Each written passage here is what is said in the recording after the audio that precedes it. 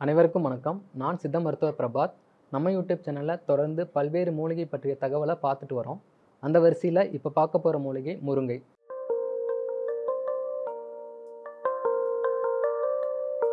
முருங்கை ஒரு அற்புதமான மூலிகை. முருங்கையோட இலை, பூ, காய், பட்டை அப்படின்னு எல்லா பாகமும் மருத்துவ குணம் நிறைஞ்சிருக்கு. முருங்கை பற்றிய பல சுவாரஸ்யமான தகவல்களும், முருங்கைக்கு வேற என்ன பெயர்லாம் இருக்கு அப்படிங்கிற தகவல்களும் மற்றும் முருங்கை பிசின், முருங்கை விதையோட மருத்துவ குணமும் ஆல்ரெடி ஒரு வீடியோவில் பதிவேற்றம் செஞ்சிருக்கு. அதை தேவைப்படுறவங்க போய் பார்த்துக்கலாம். இப்போ இந்த வீடியோவில் முருங்கை பூவில் என்னெல்லாம் மருத்துவ குணம் இருக்கு அப்படிங்கிறத பார்க்கலாம்.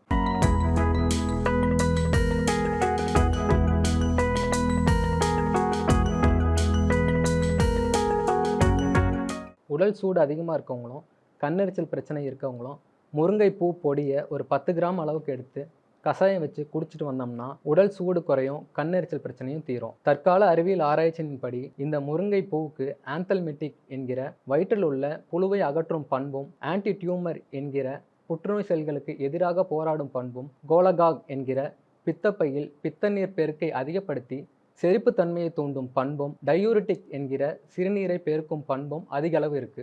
மேலும் இதில் உள்ள குவார்செட்டின் என்ற வேதிப்பொருளின் காரணமாக இதற்கு கல்லீரலை பலப்படுத்தும் ஹெப்படோ ப்ரொடெக்டிவ் பண்பும் அதிக அளவில் இருக்கு. அப்ரோடிசியாக் என்கிற ஆண்மை பெருக்கும் பண்பு இதில் கணிசமாக இருக்கு. இவ்வளவு மருத்துவ பண்புகளை உள்ளடக்கிய முருங்கை பூவானது உடலை வன்மையாக்கும் சித்த மருந்துகளிலும், ஆண்மையை பெருக்கும் சித்த மருந்துகளிலும் முக்கிய மூலப்பொருளாக சேர்க்கப்படுது.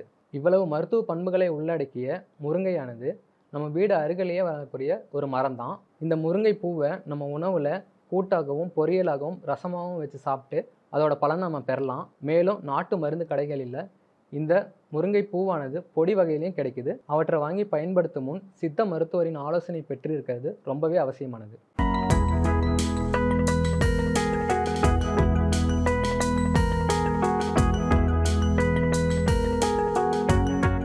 மேலும் இது போன்ற மூலிகை சார்ந்த பல்வேறு தகவல்களை தெரிந்து கொள்ள நம்ம யூடியூப் சேனலில் தொடர்ந்து ஃபாலோ பண்ணுங்கள்.